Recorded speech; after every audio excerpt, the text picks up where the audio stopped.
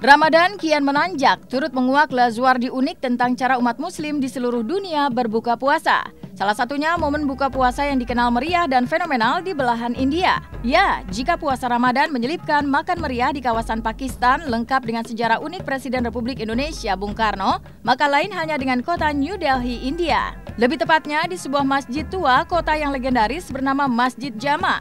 Bayangkan saja, di masjid yang turut diresmikan oleh peramu hadis terkenal Imam Bukhari pada tahun 1656 tersebut, setiap harinya dipenuhi oleh lebih dari 20.000 orang yang berbondong-bondong datang untuk menikmati momen berbuka puasa berjamaah. Sontak saja, suasana masjid tertua di kota New Delhi ini riuh sesak dihiasi lautan warna-warni aktivitas umat muslim jelang hingga maghrib tiba.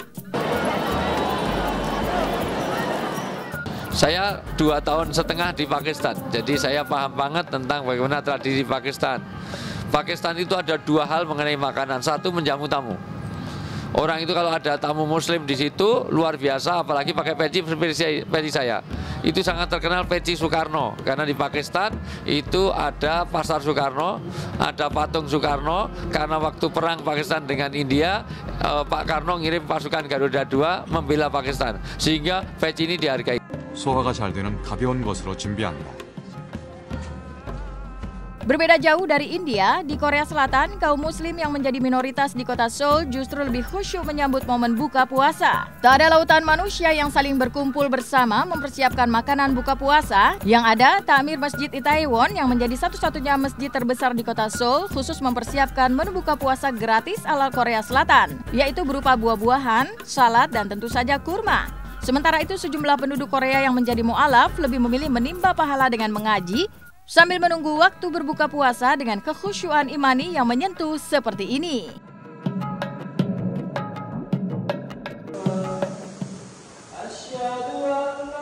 가벼운 이프따르 음식으로 위장을 보완 후 저녁 기도를 하고서 본격적인 식사를 한다.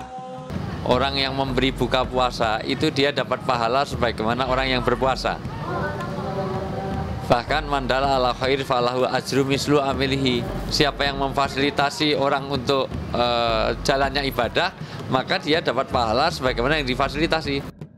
Warga Iran di Timur Tengah menyambut momen buka puasa Ramadan di Masjid Imam Reza dengan sikap yang luar biasa. Bagaimana tidak? Untuk mempersiapkan takjil serta menu pembuka puasa, setiap hari ada lebih dari 400 orang muslim yang beramai-ramai datang ke masjid menjadi sukarelawan memasak hingga menjadi pihak yang membagi-bagikan makanan.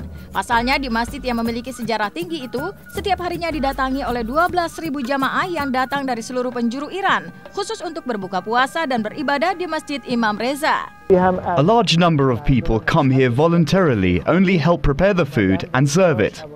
Another group helps spread the tablecloths in the courtyard. As you can see, it is a very large area. Itu pada dasarnya itu ajaran daripada Islam adalah bagaimana caranya untuk makin banyak yang kita memberi, makin banyak kita akan dapat. Jadi negara Saudi, kita negara Iran, Turki, di saat Turki mungkin aku belum lihat secara langsung ya, tetapi kalau kita lihat sebenarnya Turki juga ada, itu di pas buka rata-rata itu adalah kayak tempat buat orang-orang untuk dia benar-benar bisa dia dijadikan lahan untuk dia beramal di situ. Di Iran pada saat kita jalan di jalanan itu malah yang ada saat lewat aja orang waktu buka ditaruh di depan rumah. Orang ambil ada beberapa jenis kormanya ini dan itu nggak ada pakai tagihan apa-apa, itu langsung diambil aja sendiri. Ya, momen buka puasa seolah menjadi momen penting bagi ibadah Ramadan umat muslim. Tak heran jika di Madinah, tempat Nabi Muhammad SAW menjalankan dakwah hingga meninggal, menjadi tempat yang paling menyedot umat muslim untuk beribadah, apalagi menimba pahala Ramadan dengan memberikan buka puasa gratis di 2 masjid besar Madinah, yaitu Masjid Quba dan Masjid Nabawi. Uniknya, khusus di Masjid Nabawi lah yang konon paling banyak menyedot jumlah jamaah untuk berbuka puasa dalam jumlah fantastis mencapai 300.000 jamaah setiap hari.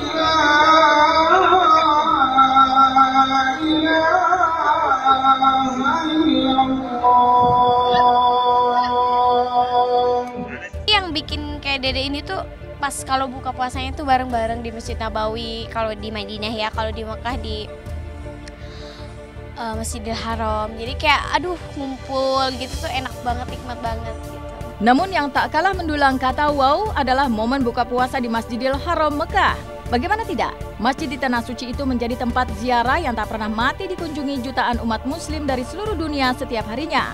Bahkan konon selama Ramadan banyak orang-orang kaya di Saudi Arabia yang berlomba-lomba menyumbangkan hartanya dalam jumlah miliaran rupiah untuk menyediakan makanan buka puasa gratis di Masjidil Haram.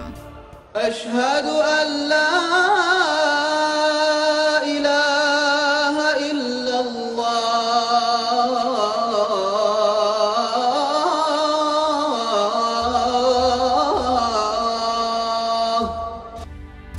Saya lama hidup di Pakistan, saya di India, saya pernah di Bangladesh, ke Afghanistan, dan juga di Timur Tengah.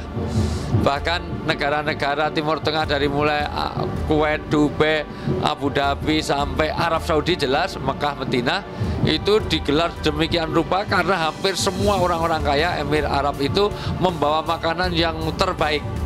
Kurmanya bukan kurma yang kualitas KW yang Tanah Abangan, itu betul-betul kurma yang betul-betul isinya kecil, bijinya kecil, tapi dagingnya gemuk. Anjuran Rasulullah supaya orang gemar untuk memberi, untuk bersedekah di bulan Ramadan. Karena di situ dia bukan hanya karena dapat pahalanya, tetapi dilipat gandakannya. Dan itu spirit baik. 1 jam sebelum buka puasa itu udah rame banget di halaman Masjidil Haram, di Madinah juga udah rame banget. Dan itu kita makan kue-kue dulu, kayak roti, kayak kurma, kayak susu, kayak air zam-zam. Kemudian juga kita itu duduk bareng semua sama orang yang miskin, kaya, pejabat, segala macam. Pokoknya disatuin di situ. Jadi pembelajaran juga. Dalam satu tempat hidangan begitu panjang. Kemudian kita itu sama, pokoknya sama tinggi, sama rendah, semuanya sama.